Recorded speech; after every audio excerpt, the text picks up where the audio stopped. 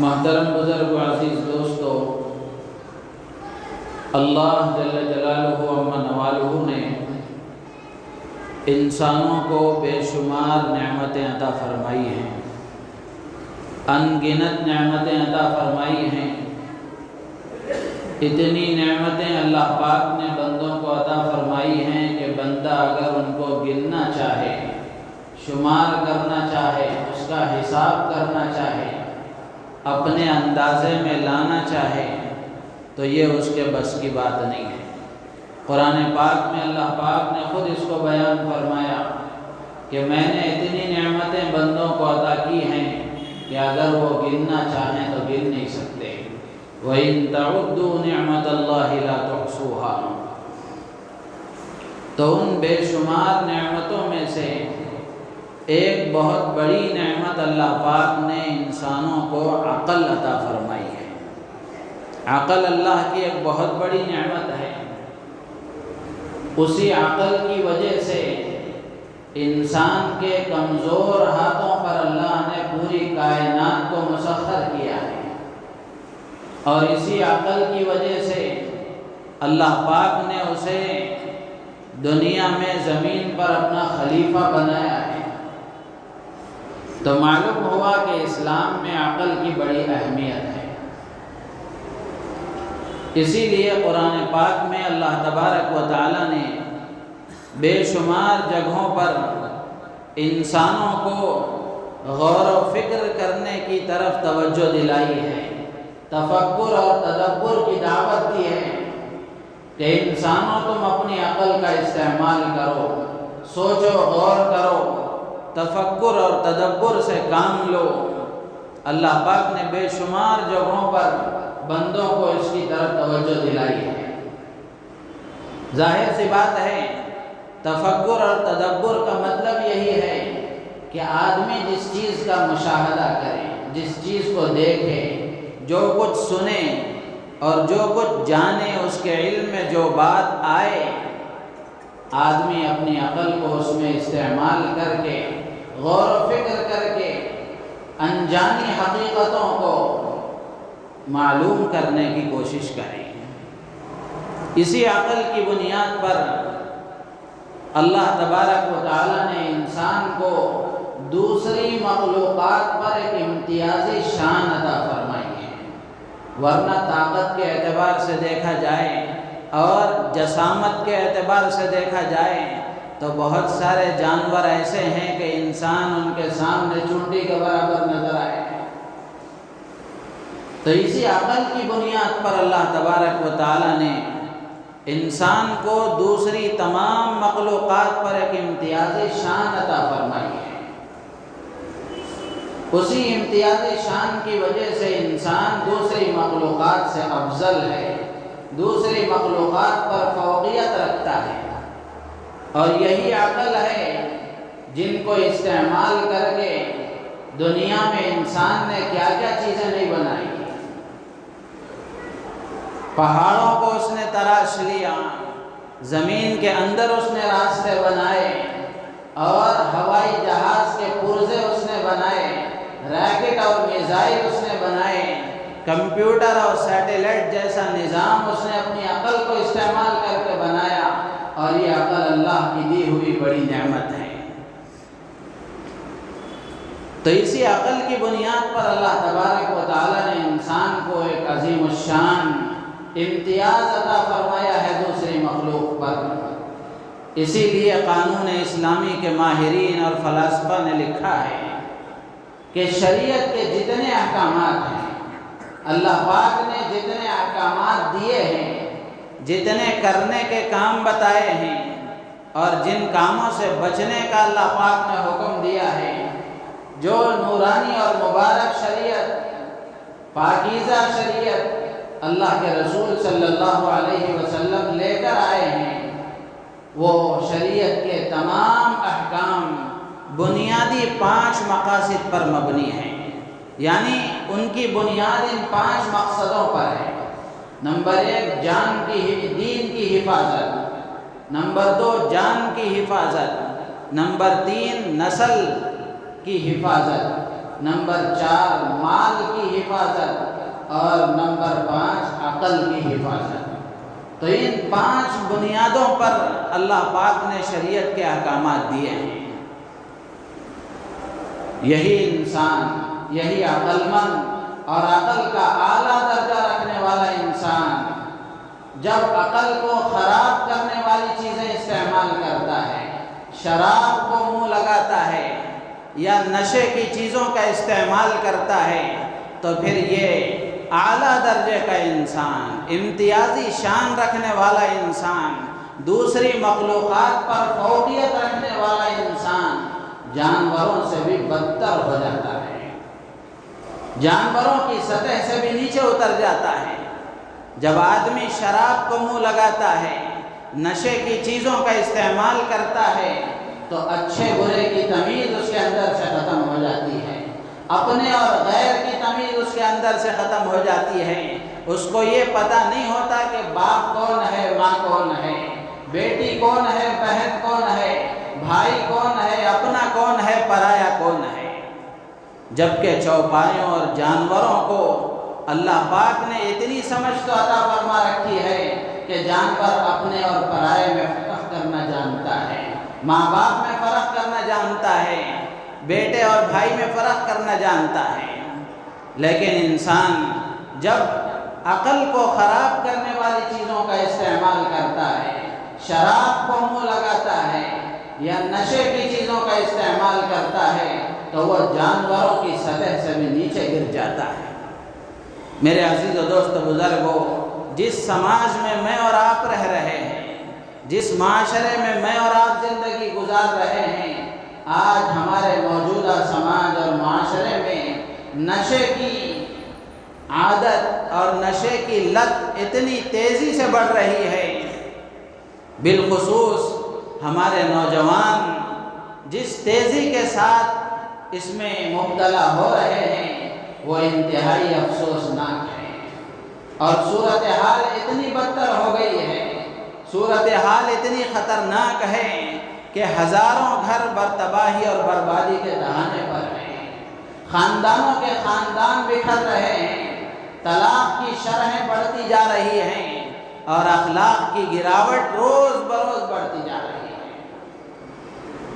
اسی لیے سرکار دو عالم صلی اللہ علیہ وسلم نے آج سے 1450 سال پہلے آپ نے اس حقیقت کو واضح فرما دیا تھا کہ قیامت کے قریب ایک ایسا زمانہ آئے گا کہ لوگ شراب پئیں گے، نشے کی چیزوں کا استعمال کریں گے، لیکن ناموں کو بدل بدل کر استعمال کریں گے، ناموں کو بدل بدل کر استعمال کریں گے۔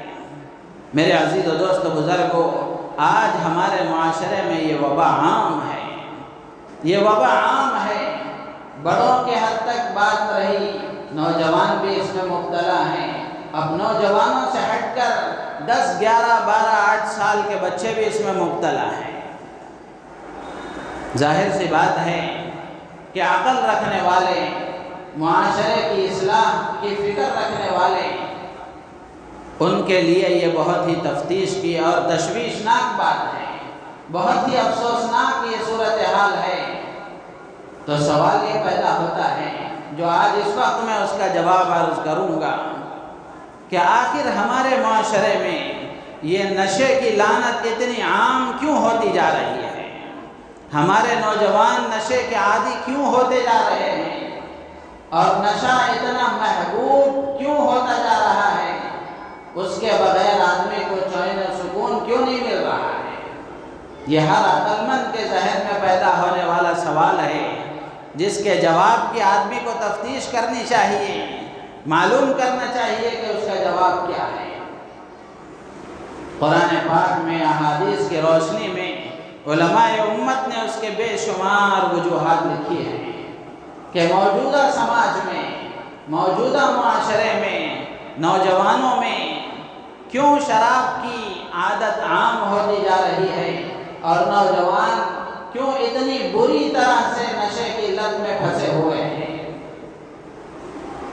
تو علماء نے لکھا ہے کہ اس کی سب سے پہلی وجہ اور سب سے بنیادی وجہ یہ ہے کہ ایمانی جذبات ایمانی جذبات کمزور اور ٹھنڈے پڑ گئے ہیں، اللہ کا خوف دلوں سے نکل گیا ہے، آخرت کی فکر دلوں سے نکل گئی ہے، موت کا استحضار نہیں رہا ہے، اور مرنے کے بعد قبر کے گڑھے میں تنے تنہا سونا ہے، اور قیامت کے دن خدا کی بارگاہ میں تنے تنہا کھڑے ہو کر اپنی زندگی کے ایک ایک لمحے کا حساب دینا ہے۔ یہ احساس ختم ہو گیا۔ یہ صرف ایک نشے کے لیے ہی نہیں ہے، ہر برائی کے عام ہونے کی یہ بنیادی وجہ ہے۔ آدمی اللہ کی نافرمانی کرتا ہی اس وقت ہے جب اس کا ایمان کمزور ہوتا ہے، ایمانی جذبات ٹھنڈے پڑ جاتے ہیں، آخرت کا استحضار نہیں ہوتا، موت کا استحضار نہیں ہوتا، خدا کی بارگاہ میں کھڑے ہو کر جواب دہی کا استحضار نہیں ہوتا، تو آدمی اللہ کی نافرمانی میں آگے بڑھتا چلا جاتا ہے۔ موت نام کی چیز آدمی کو معلوم ہی نہیں ہے، اللہ کی طاقت کا استحضار نہیں ہے، اس بات کا استحضار نہیں ہے کہ میں ہر وقت اللہ کی نگرانی میں ہوں، ہر وقت اللہ مجھے دیکھ رہے ہیں۔ یہ استحضار اگر کسی کو نصیب ہو جائے تو وہ آدمی گناہوں سے بچ سکتا ہے، وہ آدمی گناہوں سے بچ سکتا ہے۔ آپ دیکھیں کسی جگہ آپ تنے تنہا کھڑے ہوئے ہیں، لیکن اگر آپ کو پتہ چل جائے کہ یہاں کیمرہ لگا ہوا ہے تو آدمی غلط کام نہیں کرتا، اس لیے کہ وہ یہ سمجھتا ہے کہ بند کمرے میں تنہا تو ضرور ہوں، لیکن کہیں اور سے مجھے دیکھا جا رہا ہے، کسی اور کی نگرانی میں ہوں میں، کوئی مجھے دیکھ رہا ہے۔ لیکن افسوس کی بات ہے دنیا کے انسانوں کا تو ڈر ہے اور اس کیمرے میں نظر آنے کا تو خوف ہے، خدا کی نگرانی میں ہونے کا احساس نہیں ہے، جبکہ اللہ تبارک و تعالیٰ کی نگرانی میں بندہ ہر وقت ہے، اللہ ہر حال میں اس کو دیکھ رہے ہیں، ہر وقت دیکھ رہے ہیں۔ قیامت کے دن اللہ فرمائیں گے اس سے کہ اگر تجھے میری بادشاہت پسند نہیں ہے، تو میری خدائی کو تسلیم کرنے کے لیے تیار نہیں ہے، اگر تجھے میری شریعت پسند نہیں ہے تو یہ زمین و آسمان کو چھوڑ کر کہیں اور نکل جا، کہیں اور نکل جا۔ کہاں جائے گا زمین اور آسمان کو چھوڑ کر؟ میرے عزیز و دوست بزرگوں، ایمانی جذبات کمزور ہو گئے، ایمانی جذبات ٹھنڈے ہو گئے، موت کا استحضار نہیں رہا، موت کی یاد سے غفلت عام ہو گئی، اور دنیا کی محبت اتنی دلوں میں گھس گئی جس کی وجہ سے گناہوں کی طرف، اللہ کی نافرمانی کی طرف اتنا اندھا دھن انسان چل رہا ہے اور اتنی تیزی سے جا رہا ہے، گویا ایسا محسوس ہوتا ہے کہ اس کی زندگی کی لگام اس کے نفس کے قبضے میں ہے، اس کا نفس اس کو جیسے چلاتا ہے وہ چلتا ہے، اس کا نفس اس سے جو کہتا ہے وہ کرتا ہے، نفس کی جو تمنا ہوتی ہے وہ اس کو پورا کرتا ہے، نفس جس چیز کی خواہش کرتا ہے وہ اس خواہش کو پورا کرنے کے لیے اپنا سب کچھ داؤ پر لگا دیتا ہے۔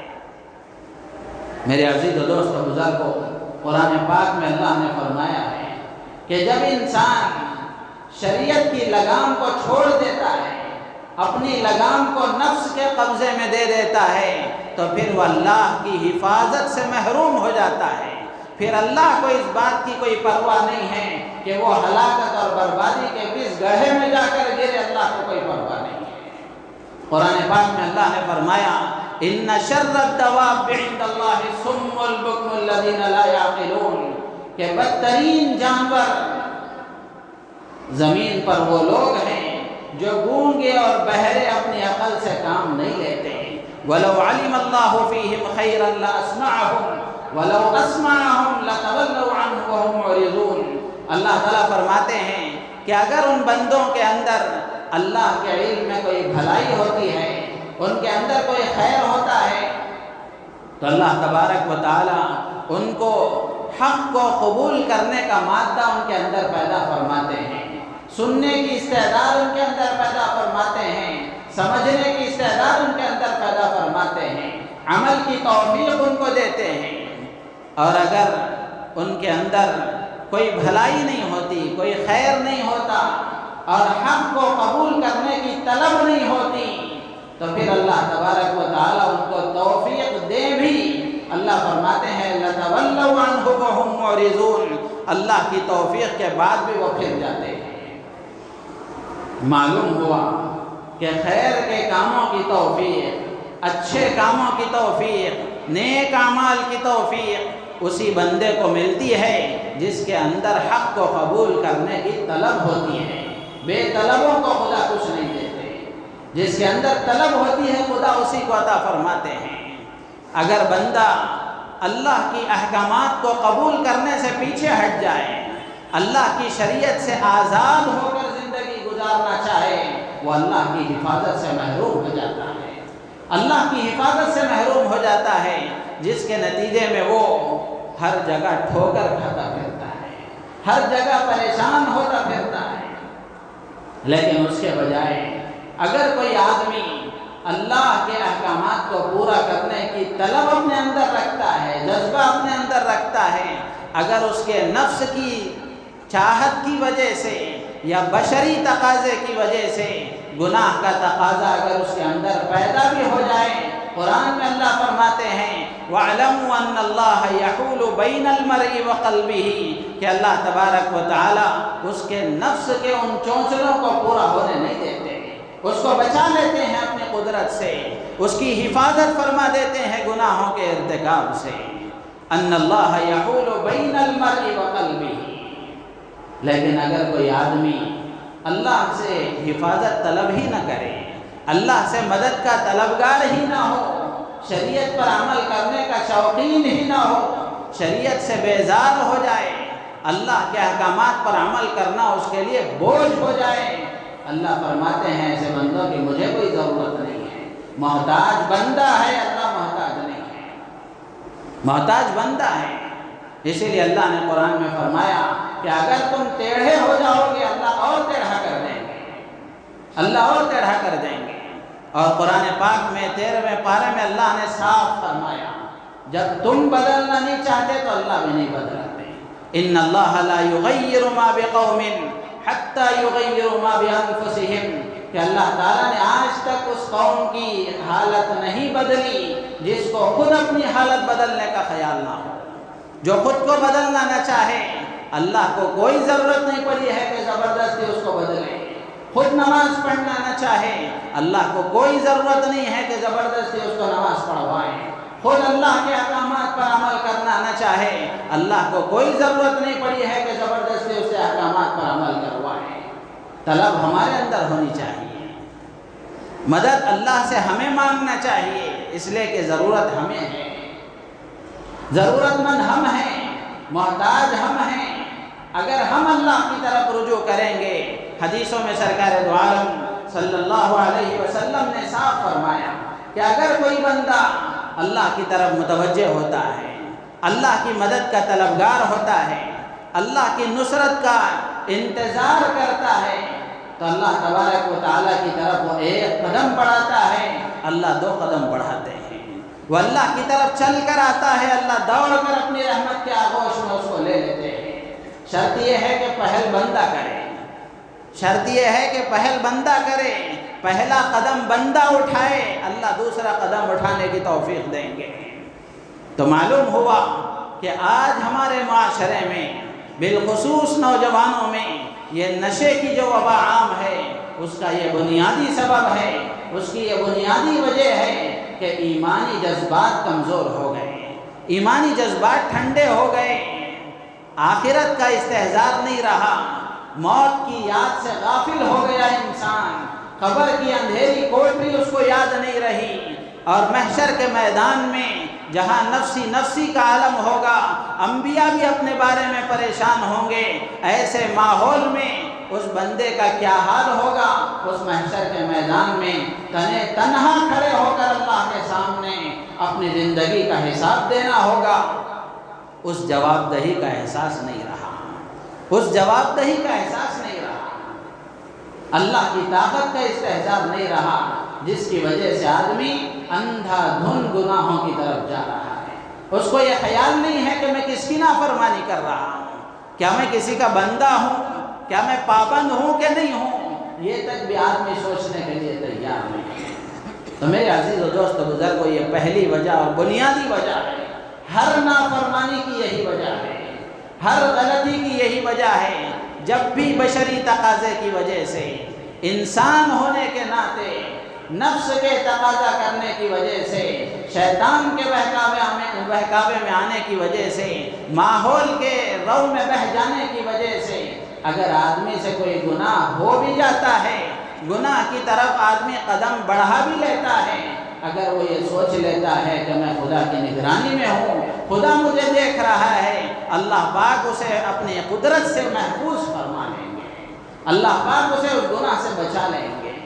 شرط یہ ہے کہ بندہ پہل کرے، یہ پہلی وجہ۔ دوسری وجہ علماء نے لکھا ہے کہ نشے کی جو لت ہمارے نوجوانوں میں پڑی ہوئی ہے، اور نشے کے جو عادی روز بروز ہمارے نوجوان ہوتے جا رہے ہیں، اس کی دوسری وجہ یہ ہے کہ اخلاقی تعلیم کا فقدان ہے۔ اخلاقی تعلیم و تربیت نہیں ہے۔ ظاہر سی بات ہے، اولاد کو بنانے اور بگاڑنے میں گھر کے اخلاقی تعلیم اور تربیت کے ماحول کا بڑا اثر ہوتا ہے۔ گھر کے تعلیم و تربیت کا اثر ہوتا ہے۔ ماں باپ اگر فکر مند ہیں، ماں باپ اگر فکر مند ہیں اور وہ پوری طرح اولاد کی تربیت کی ذمہ داری کا احساس رکھتے ہیں اور حکمت کے ساتھ رات و دن کی ان کی مشغولیت پر نگاہ رکھتے ہیں کہ وہ راتوں میں کیا کر رہا ہے، دن اس کا کیسا گزر رہا ہے، دن میں وہ گھر سے باہر کن مشغولیوں میں لگا ہوا ہے، کن کے ساتھ اس کے تعلقات ہیں، اس کے دوست کیسے ہیں، کن کے ساتھ اس کا وقت گزر رہا ہے۔ حکمت کے ساتھ اگر ماں باپ اس کی مشغولیتوں پر نظر رکھتے ہیں تو ان اولادوں پر اللہ کی نظر کرم ہوتی ہے، اللہ پاک ان کو گناہوں سے بچا لیتے ہیں، اور یہ ماں باپ کی تربیت کا نتیجہ ہے۔ لیکن میرے عزیز و دوست و بزرگوں، آج ماحول ایسا ہو گیا، زندگی کے ہنگامی مشغولیتیں ایسی ہو گئیں اور ماں باپ کو فرصت ہی نہیں ہے اپنی اولاد کو دیکھنے کے لیے۔ دنیا کمانے میں، دنیا جمانے میں، اپنے دوست و احباب کو وقت دینے میں، یا پھر اپنے موبائل کو وقت دینے میں ماں باپ کو اتنی فرصت ہی نہیں ہے کہ وہ اپنی اولاد کی تربیت کے لیے وقت فارغ کریں، جس کی وجہ سے اولاد ماں باپ کے ہاتھ سے نکل رہی ہے، ماں باپ کے ہاتھ میں نہیں ہے، ماں باپ کے قابو اور کنٹرول میں نہیں ہے۔ جوانی کی دہلیز پر جب یہ ہماری نوجوان اولاد قدم رکھتی ہے تو تنہائی میں یہ کیا گل کھلا رہی ہے، اور نوجوانی کے دہلیز پر قدم رکھتی ہوئی ہماری اولادیں موبائل اور انٹرنیٹ کے ساتھ پرواز کر رہی ہیں اور اس کے ساتھ ان کی زندگی کی ترقی ہو رہی ہے، تو یہ اس کا کیسے استعمال کر رہے ہیں، اس کو دیکھنا یہ ماں باپ کی ذمہ داری ہے۔ تنہائی میں وہ کیا نشے کے عادی ہو رہی ہے کہ نہیں ہو رہی ہے؟ اگر ماں باپ فکر مند ہوں، ماں باپ ان کی دن بھر کی 24 گھنٹوں کی مشغولیت پر حکمت کے ساتھ اگر نظر رکھیں گے تو اس وبا سے اولاد محفوظ ہو جائے گی۔ تو یہ دوسری وجہ ہے کہ اخلاقی تعلیم اور تربیت کی اتنی گراوٹ ہے جس کی وجہ سے یہ برائیاں عام ہوتی جا رہی ہیں۔ تیسری وجہ علماء نے لکھی ہے کہ بیکاری اور بڑھتی ہوئی بے روزگاری بھی بنیادی سبب ہے۔ علماء نے لکھا ہے کہ بیکاری شیطان کے قبضے میں انسان کے جانے کے لیے بہت بڑا طاقتور ذریعہ ہے۔ حضرت جی مولانا انعام الحسن صاحب رحمۃ اللہ علیہ فرمایا کرتے تھے کہ بیکاری 1000 معصیت ہے، بیکاری 1000 معصیت ہے، اور خالی دماغ شیطان کی محنت کا میدان ہوتا ہے۔ جب آدمی بیکار ہوتا ہے، کسی اچھی مصروفیت میں نہیں ہوتا، کسی مفید مشغولیت میں نہیں ہوتا، تو وہ شیطان کا کھلونا بن جاتا ہے، شیطان اس کو استعمال کرنے لگتا ہے۔ علامہ ابن تیمیہ رحمۃ اللہ علیہ فرماتے ہیں کہ جب دل اللہ کی محبت سے خالی ہوتا ہے تو پھر شیطان کی محبت اس میں بھر جاتی ہے۔ شیطان کی محبت بھرنے کا مطلب یہ ہے کہ جب شیطان کی محبت دل میں جاگزی ہوتی ہے تو بھلائیاں اچھی نہیں لگتی، برائیاں اچھی لگتی ہیں، اچھے لوگ اچھے نظر نہیں آتے، برے لوگوں کی محبت اچھی لگتی ہے۔ اچھی باتیں اچھی نہیں لگتی، بری باتیں اچھی لگنے لگتی ہیں۔ شیطان پھر اس کو اپنی محنت کا میدان بناتا ہے اور جیسے چاہے اس کو استعمال کرتا ہے۔ آج ہم دیکھ لیں، بے روزگاری عام ہو گئی، جس کی وجہ سے ایک بڑا طبقہ نوجوانوں کا پڑھے لکھے ہوں یا بے پڑھے لکھے ہوں، بے روزگاری کی وجہ سے مایوسی کا شکار ہے، اور اس مایوسی کے غم کو کم کرنے کے لیے نشے کا استعمال کرتا ہے تاکہ یہ غم کچھ کم ہو، سکون مل جائے۔ میرے عزیز و دوست بزرگوں، یہ وقتی سکون تو دے سکتا ہے، لیکن اس کے بعد کی ہمیشہ بے سکونی کی زندگی گزرتی ہے۔ یہ تیسری وجہ ہے۔ چوتھی وجہ علماء نے لکھا ہے کہ آج ہمارے نوجوان اس نشے کی لت میں اتنے پھنسے ہوئے اس لیے ہیں کہ ایک آدمی ہے یا ایک بچہ ہے، ایک نوجوان ہے، گھر کا ماحول بھی اس کا ٹھیک ہے، ماں باپ بھی پوری فکر کر رہے ہیں، لیکن اس کے دوست و احباب، بری صحبت، برا فرینڈ سرکل، یہ بھی بنیادی کردار ادا کرتا ہے۔ آج ہمارے نوجوان بچوں اور بچیوں میں فرینڈ سرکل بنانے کا بڑا شوق ہے۔ دوستی منع نہیں ہے، لیکن دوست کس کو بنانا چاہیے وہ بھی دیکھنا چاہیے۔ سرکار دو عالم صلی اللہ علیہ وسلم نے ارشاد فرمایا، المرء علی دین خلیلہ فلینظر احدکم من یخالل۔ ابو داؤد شریف کی روایت ہے، اللہ کے رسول فرماتے ہیں کہ آدمی اپنے دوست کے مذہب پر ہوتا ہے، دوست کی جو عادتیں ہوتی ہیں وہ اس کے اندر منتقل ہوتی ہیں، جو جیسا کرتا ہے وہ ویسا کرتا ہے۔ اس لیے اللہ کے نبی فرماتے ہیں، فَلْيَنْظُرْ أَحَدُكُمْ مَنْ يُخَالِلْ، تم میں سے ہر ایک کو دیکھ لینا چاہیے کہ وہ کس سے دوستی کر رہا ہے، وہ کس سے دوستی کر رہا ہے۔ دوستی کس سے کرنا چاہیے؟ علماء نے لکھا ہے، ایسے آدمی سے دوستی کرنا چاہیے جس کو دیکھ کر اللہ یاد آئے، جس سے بات کر کے علم میں اضافہ ہو، جو ہمارے غلط کاموں پر ہمیں ٹوکے، ہمیں روکے، ہمیں منع کرے، اور اچھے کاموں پر ہمارا تعاون کرے۔ ایسے آدمی کو دوست بنانا چاہیے۔ لیکن اب فرینڈ سرکل کی جو نوعیت ہے وہ ایسے نوجوانوں کا ہے جو بے حیا ہیں، عیاش ہیں، ایک دم اخلاقی گراوٹ سے گرے ہوئے اور گناہوں میں مبتلا، انٹرنیٹ کے بے حیا تصویروں کو دیکھنے والے، موبائل کا غلط استعمال کرنے والے۔ میرے عزیز و دوست بزرگوں، ماں باپ اگر اس کی فکر نہیں کریں گے تو بچے جب یہ بڑے ہوں گے، ماں باپ کو ان بچوں کی ضرورت ہوگی، اس وقت بچے ساتھ نہیں دیں گے، اور خاندان کی بربادی کا، خاندان کی بدنامی اور تباہی کا یہ سبب بنیں گے۔ تو بری صحبت یہ بہت اثر ڈالتی ہے آدمی کے صحت پر بھی اور آدمی کے عقل پر بھی۔ ایک کتاب ہم نے پڑھی تھی جماعت دوم میں، تعلیم المتعلم اس کا نام ہے، اس میں ایک شعر فارسی میں لکھا ہوا تھا، یار بد بدتر بود از مار بد بحق ذات پاک اللہ صمد۔ اس میں لکھا ہے کہ برا دوست برے سانپ سے بھی زیادہ خطرناک ہوتا ہے، زہریلے سانپ سے بھی زیادہ خطرناک ہوتا ہے۔ زہریلا سانپ اگر ڈس لے تو جان چلی جاتی ہے، برا دوست اگر ڈس لے تو ایمان چلا جاتا ہے۔ برے دوست کا اثر آدمی اگر قبول کر لے، برائیوں کو اختیار کر لے تو آدمی کا ایمان ختم ہو جاتا ہے۔ میرے عزیز و دوست بزرگوں، اسی لیے سلف صالحین کا قول ہے کہ آدمی کے دل پر جو سب سے زیادہ نقصان پہنچانے والی اور مضرت رساں جو چیز ہے وہ یہ کہ آدمی برے دوستوں کی حرکتوں کو دیکھے، ان کی محبت اپنے دل میں پیدا کرے۔ اللہ کے رسول صلی اللہ علیہ وسلم نے اسی لیے آپ نے صاف فرمایا، ایک اور روایت میں ہے، المرء مع من احب، قیامت کے دن بھی آدمی اسی کے ساتھ ہوگا جس کے ساتھ دنیا میں محبت کی ہوگی۔ فلم ایکٹر اگر پسند آیا ہے، کرکٹ کھیلنے والا اگر پسند آیا ہے، فٹ بال کھیلنے والا اگر پسند آیا ہے، قیامت کے دن خدا اسی کے ساتھ حشر فرمائیں گے۔ اسی جیسے بال رکھنے والے، اسی جیسا لباس پہننے والے، اسی جیسے اٹھنے بیٹھنے والے، اسی جیسے چلنے والے، اسی جیسے چال ڈھال اختیار کرنے والے، قیامت کے دن خدا انہی کے ساتھ حشر فرمائیں گے۔ اسی لیے اللہ کے نبی نے فرمایا، دیکھ لو تم دوست کس کو بنا رہے ہو، فَلْيَنْظُرْ أَحَدُكُمْ مَنْ يُخَالِلْ، تم میں سے ہر ایک کو دیکھ لینا چاہیے کہ وہ دوست کس کو بنا رہا ہے۔